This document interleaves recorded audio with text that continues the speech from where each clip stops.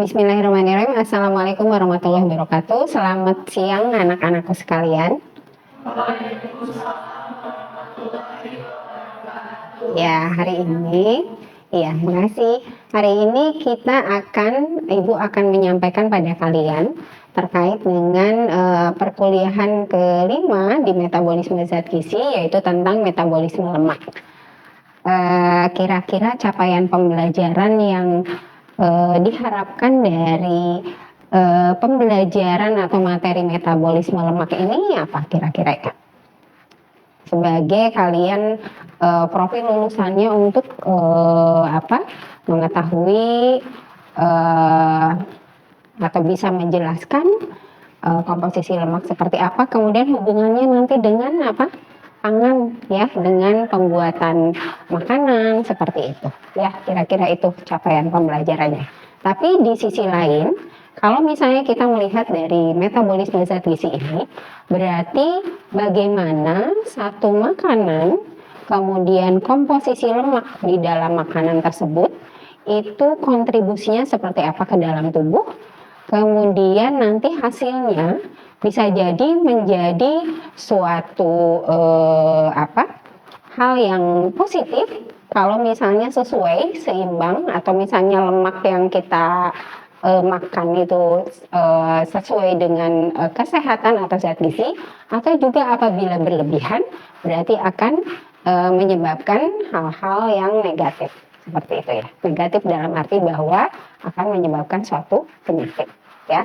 Coba kita lihat di sini. Untuk melaju ke nanti metabolismenya seperti apa, berarti kita harus lihat dulu komposisi lemak itu terdiri dari apa, struktur molekulnya ya. Struktur molekulnya di sini kita bisa lihat bahwa ada gliserol, kemudian ditambah dengan asam karboksilat atau asam lemak, kemudian akan menghasilkan trigliserida dan air kalau misalnya terjadi pemecahan. Kalau misalnya lihat strukturnya itu terdiri dari karbon, hidrogen, dan oksigen. Sama saja misalnya kalau kalian tahu struktur dari apa selain lemak? Karbohidrat. Iya, kemudian satu lagi apa?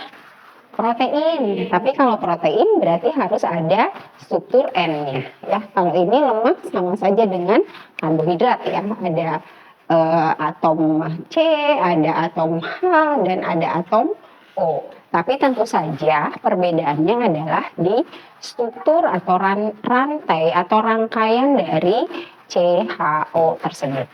Gitu ya. Kalau dilihat dari struktur molekulnya. Nah, kalau misalnya dilihat dari komposisi lemaknya itu sendiri, kalian bisa tahu bahwa lemak itu penyumbang energi terbesar ya. Jadi simpanan energi bagi manusia dan hewan, kalian tahu bahwa 1 gram dari lemak itu menyumbang berapa? 9 ya, 9 kilokalori ya. Kalau misalnya dilihat dari sumber pangannya itu, misalnya bisa dari telur, kemudian bisa dari ikan, kemudian bisa juga dari tumbuh-tumbuhan, kemudian bisa juga dari biji-bijian ya.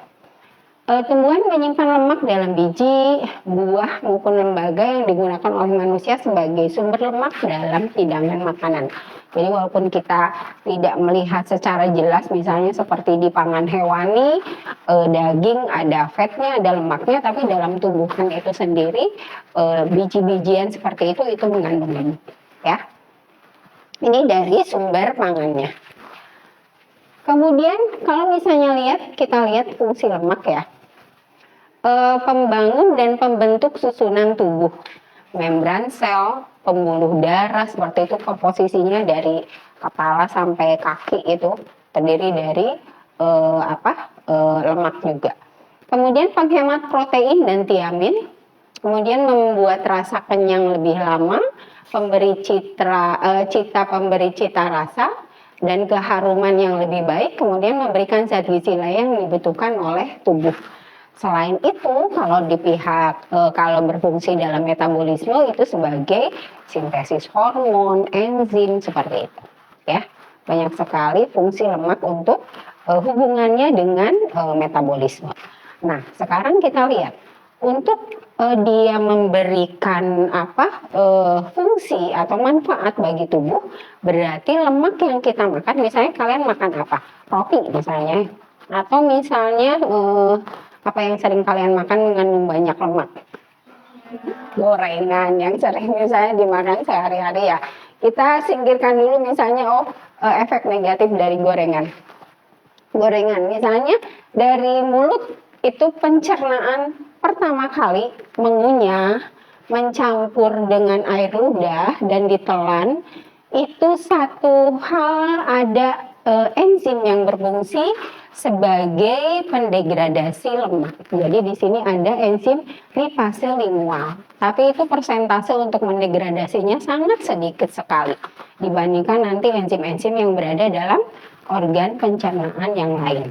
Jadi di mulut sendiri itu bisa ada secara mekanik ya, mengunyah, mencampur dengan air ludah, dan ada sedikit enzim lipase lingual.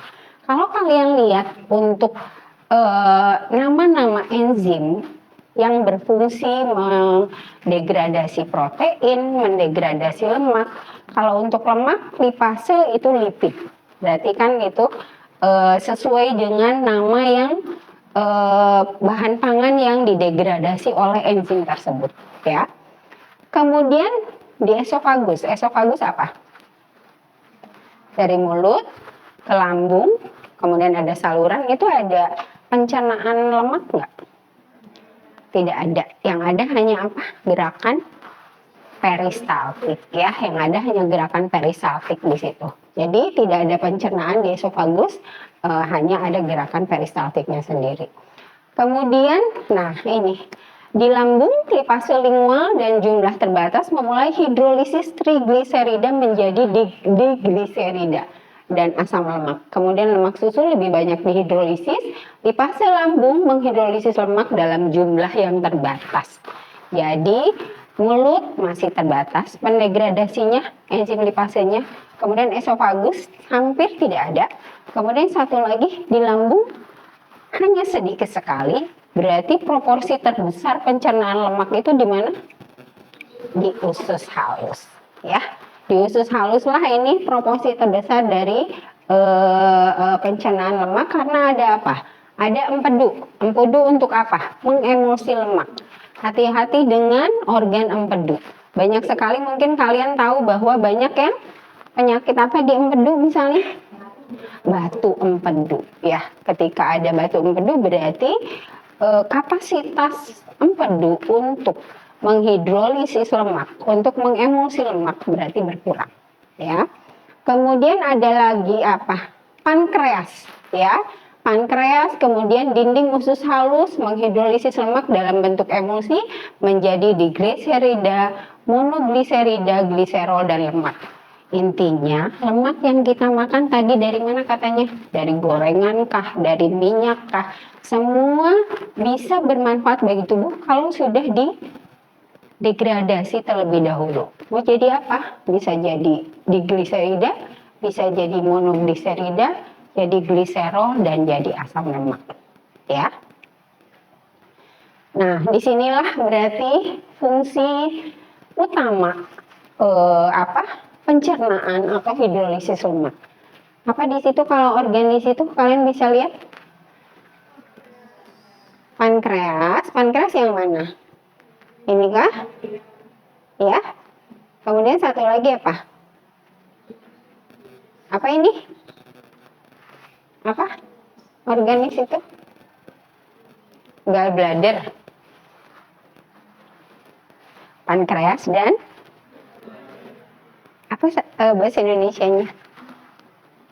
Kantung empedu ya. Disinilah dua organ yang sangat berfungsi dalam hidrolisis lemak ya, pankreas dan kantung empedu. Kita lihat di sini ya. Absorpsi lemak ya. Absorpsi lemak terutama terjadi pada jejunum. Hasil pencernaan lemak diabsorpsi ke dalam membran mukosa usus halus dengan cara difusi pasif. Kalau difusi pasif berarti difusi dengan sendirinya. Kalau difusi aktif berarti harus memerlukan anion, kation, seperti itu ya. Jadi kalau lemak absorpsinya berdasarkan difusi pasif. Seperti apa? Seperti ini. Nah, kalau kalian lihat itu membran yang turun naik berarti itu apa?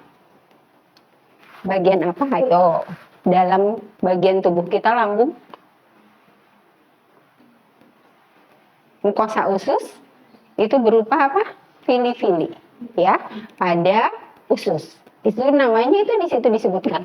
Namanya adalah mikrofilus. Ya. Untuk dia bisa masuk menyeberang ke dalam membran ini berarti ada harus sesuatu proses yang dilakukan. Karena tidak mungkin lemak dalam bentuk fatty acid yang panjang sekali kemudian bisa langsung masuk ke dalam mukosa usus. Berarti harus didegradasi terlebih dahulu, ya. Baru setelah itu baru bisa dimasukkan. Apa yang terjadi? Degradasinya adalah itu sebelah sini, ya. Berarti droplet lipid yang sangat panjang, rantai lemak yang sangat panjang, berarti dicampur dengan apa tadi? Bile sat yang berasal dari mana? Bile sat kantung empedu, ya, gallbladder seperti itu. Kemudian menjadi campurannya adalah misel, ya, namanya misel. Kalau sudah mixing antara droplet lemak yang panjang kemudian dengan kelenjar dengan bile salt, kemudian dengan garam empedu, ya. Kemudian setelah itu menjadi ditambah dengan pankreatik lipase akan bisa menerobos ke dalam mukosa usus seperti ini, ya.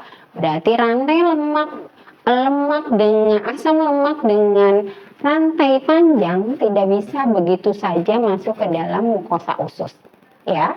Akhirnya setelah di sini baru dilakukan sintesis triglyceride, ya, kemudian memformasi chylomicron. Ini yang selalu Ibu sampaikan pada kalian. Metabolisme lemak itu sangat komplikasi, gitu ya. Jadi kalau misalnya protein nanti jadi asam amino, tapi kalau lemak ini harus dibentuk dulu menjadi kilomikron. Setelah jadi kilomikron, dia bisa keluar dari retikulum endoplasma ini, kemudian menuju saluran limfatik, kemudian setelah itu menuju saluran darah ke semuanya. Mengerti ya? Jadi ini prosesnya. Dibentuk menjadi misel, kemudian nanti menjadi kilomikron, kemudian baru dikeluarkan ke pembuluh darah atau saluran limfa, ya. Nah, difusi pasif diperoleh dengan cara kehadiran protein pengikat asam lemak. Coba apa? Pernah tahu nggak? Jadi dia tuh harus diikat oleh protein asam lemak, kemudian baru bisa istilahnya dibakar gitu, burning. Ayo, pernah tahu nggak? Kalau misalnya kalian tahu susu untuk membuat otot lebih, nah apa coba? Mengandung apa? Protein apa? Ini kehadiran protein pengikat asam lemak, karnitin, ya. Dengan adanya karnitin, protein tersebut dia mengikat asam lemak, akhirnya bisa memasuki sel seperti itu. Jadi dia tidak menumpuk menjadi cadangan lemak, ya. Kemudian esterifikasi asam lemak menjadi monogliserida, yaitu produk utama pencemaran pencernaan yang melintasi mukosa usus halus. Itu difusi pasifnya, ya. Jadi nggak perlu ada anion, kation seperti itu. Kayak apa sih di cairan ya, elektrolit ada Na+, K+, seperti itu, ya. Nah, hasil pencernaan asam lemak, lihat di sini, gliserol, asam lemak rantai pendek, asam lemak rantai panjang akan diserap langsung ke dalam darah. Tetapi asam lemak rantai panjang rantai sedang maaf ya yang di atas. Asam lemak rantai panjang diubah menjadi trigliserida di dalam sel-sel usus. Jadi ini perbedaannya. Tadi yang Ibu sampaikan di gambar yang sebelumnya. Jadi ketika masuk mukosa yang bisa masuk langsung itu adalah asam lemak rantai pendek, asam lemak rantai sedang, dan gliserol. Tapi kalau asam lemak rantai panjang harus dicacah terlebih dahulu menjadi apa namanya? Iya, seperti itu ya. Jadi nanti ke kilomikron, kemudian nanti baru ke apa namanya? Masuk ke dalam limfe, kemudian ke aliran darah. Itu siapa yang bisa seperti itu tuh? Trigliserid, kolesterol, dan fosfolipid. Baik. Kemudian di usus besar sedikit sekali lemak dan kolesterol yang tertambat dalam serat makanan dikeluarkan melalui feses dalam bentuk waste product yaitu CO2 dan H2O. Jadi apabila ada salah satu penyakit yang terhubung dengan feses dengan kadar lemak tinggi seperti ini ya, volume fesesnya besar, pucat karena banyaknya kadar kalsium dari asam lemak. Ini salah satu penyakit yang disebabkan oleh kelainan dalam metabolisme lemak. Seperti itu ya untuk yang pencernaan terkait dengan lemak. Ada yang ditanyakan mungkin dari hal ini? Ya, silakan. Perkenalkan, nama saya Muhammad Safar, Bu. Izin bertanya, dari materi yang Ibu sampaikan tadi, ada yang ingin saya tanyakan bahwa kan kita sebagai masyarakat Indonesia khususnya sangat menyukai makanan gorengan ya, Bu. Apalagi kami sebagai mahasiswa itu makan gorengan hampir setiap hari untuk menjadi cemilan kami. Tapi di luar dari itu kita juga mengetahui bahwa gorengan ini mengandung lemak yang tidak baik untuk tubuh kita. Nah, dari Ibu sendiri, apakah ada cara untuk kita mengonsumsi gorengan tapi bisa meminimalisir penyakit ataupun sesuatu hal yang negatif itu bisa masuk ke dalam tubuh kita, Bu? Seperti itu. Baik, terima kasih atas pertanyaannya. Pertanyaannya sangat menarik sekali ya. Kalian tiap hari konsumsi gorengan, kemudian bagaimana sih caranya supaya konsumsi gorengannya terus, kemudian kita tetap sehat? Ya. Ada yang mau menjawab atau memberikan tanggapan? Ya, silakan. Izin sebelumnya saya ingin menjawab pertanyaan Safar. Nama saya Rafika Ratri. Mungkin kalau kita mau terus makan gorengan, tapi kita mau tetap sehat juga, solusinya itu kita jaga makannya gitu loh. Kan yang sesuatu yang berlebihan itu nggak baik ya. Oleh karena itu, selain kita jaga dari frekuensi makan gorengannya, mungkin konsumsi sayuran kita juga harus ditingkatkan. Lalu kita harus rajin berolahraga. Jadi yang tadinya benar-benar makan gorengan terus, kita bisa mengimbanginya gitu dengan hal-hal yang lebih baik. Gitu Ibu. Baik, terima kasih atas jawabannya. Iya. Mungkin Ibu mau sampaikan ya, betul sekali tadi menurut Rafika. Yang pertama, jangan berlebihan, berarti porsi harus dibatasi ya. Kemudian yang kedua, imbangi dengan gaya hidup sehat, seperti itu. Kemudian yang ketiga sebetulnya, yang paling penting apa coba kira-kira? Bikin gorengan sendiri. Karena kita nggak mungkin tahu, kita membeli gorengan itu, minyaknya seperti apa, betul nggak? Ya, minyaknya seperti apa, kemudian apakah itu sering dipakai terus menerus seperti itu ya. Jadi yang kita bisa tahu bahwa itu minyaknya bagus atau bersih, berarti yang kita olah sendiri ya. Kemudian hal yang kedua sebetulnya cari sumber minyak yang tidak mengandung kolesterol yang lebih juga, tapi mungkin kalau ini mungkin jadi alternatif terakhir ya, karena kalau kita tahu bahwa canola oil, kemudian minyak yang lain-lainnya itu manfaatnya sangat bagus sekali, tapi mungkin di harga itu pasti lebih mahal.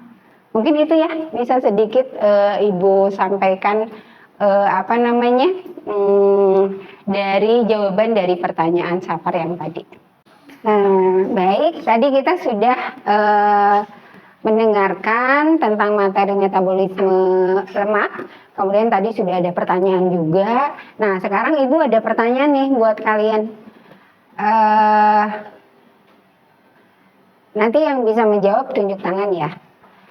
Kira-kira menurut kalian, yang kalian ketahui, apa saja penyakit yang berhubungan dengan kegagalan atau mungkin kesalahan ya dalam metabolisme lemak. Jadi ketika terjadi satu kesalahan dalam satu proses metabolisme lemak, itu akan menyebabkan penyakit apa?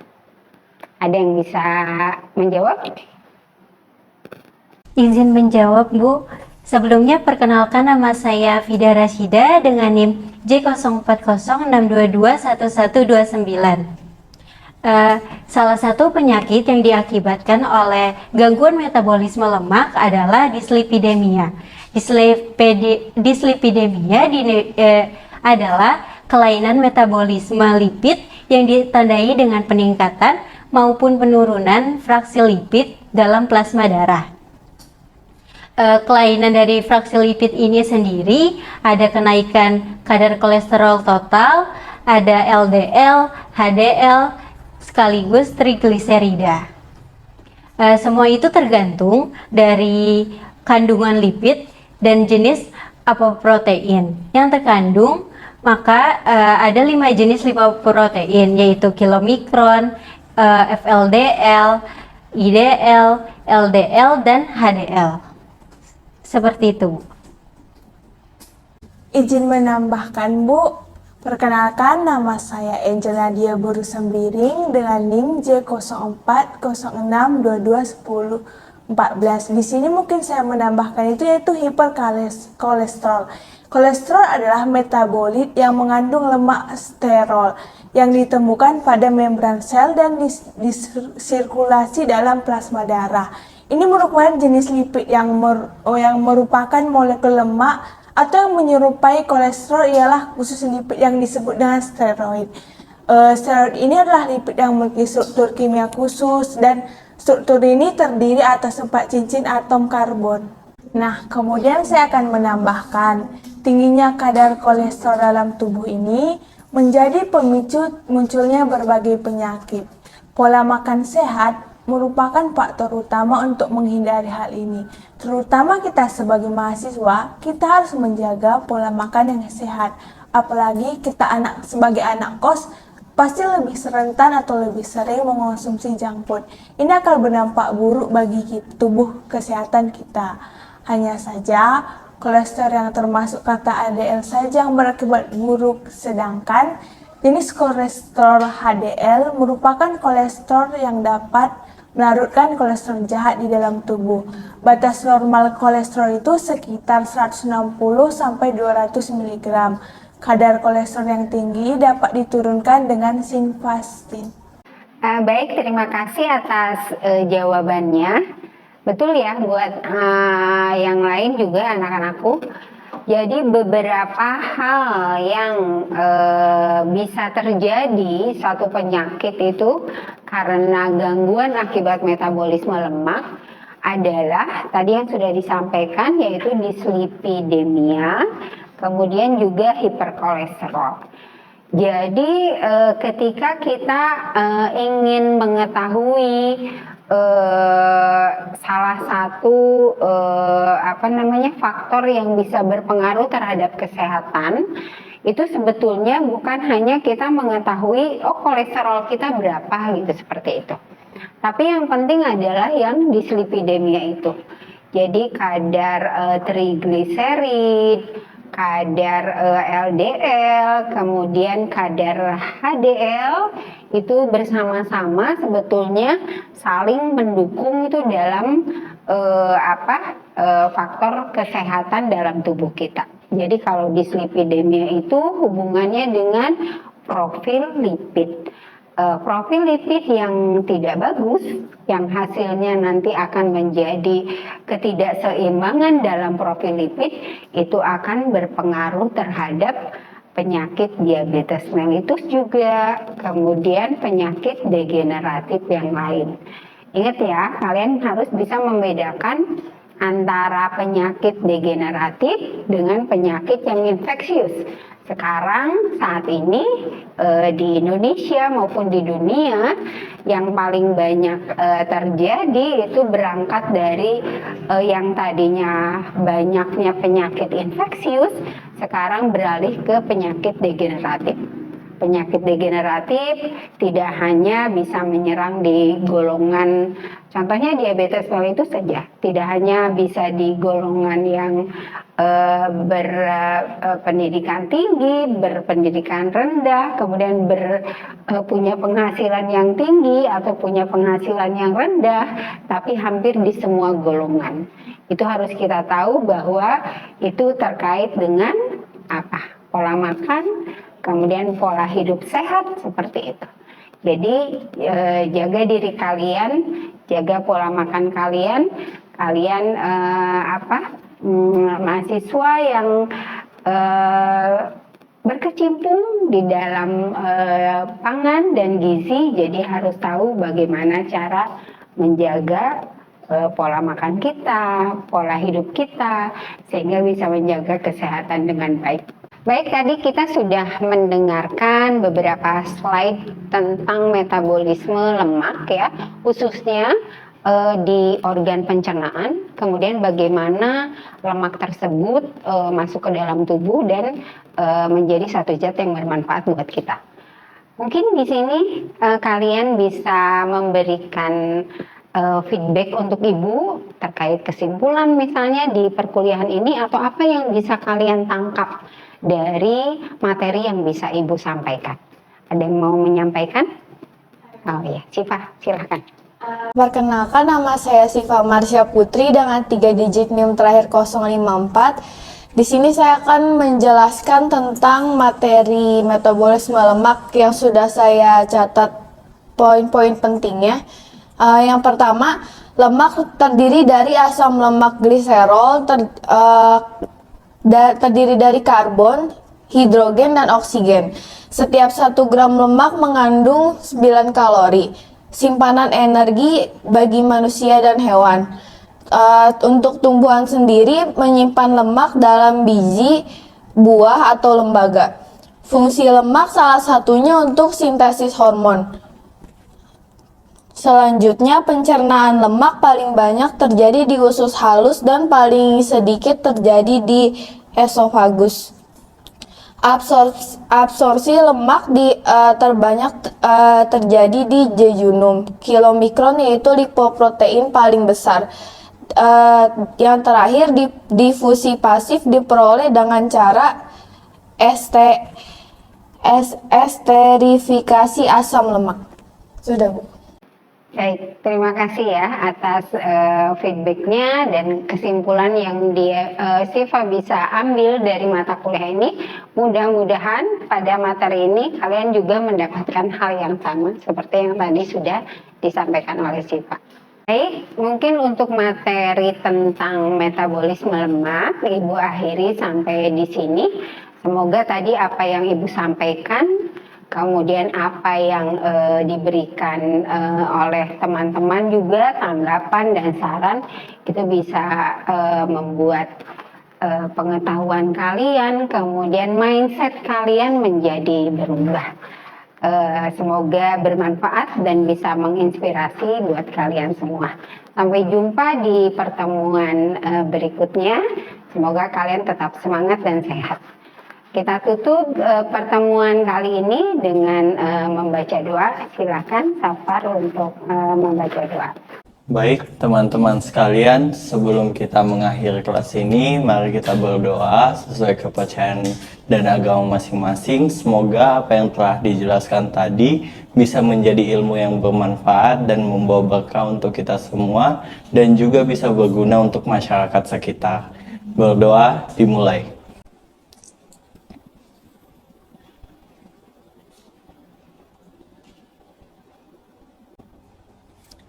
Amin.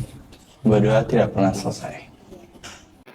Terima kasih Ibu akhiri dengan Assalamualaikum warahmatullahi wabarakatuh. Selamat sore, sampai berjumpa minggu depan.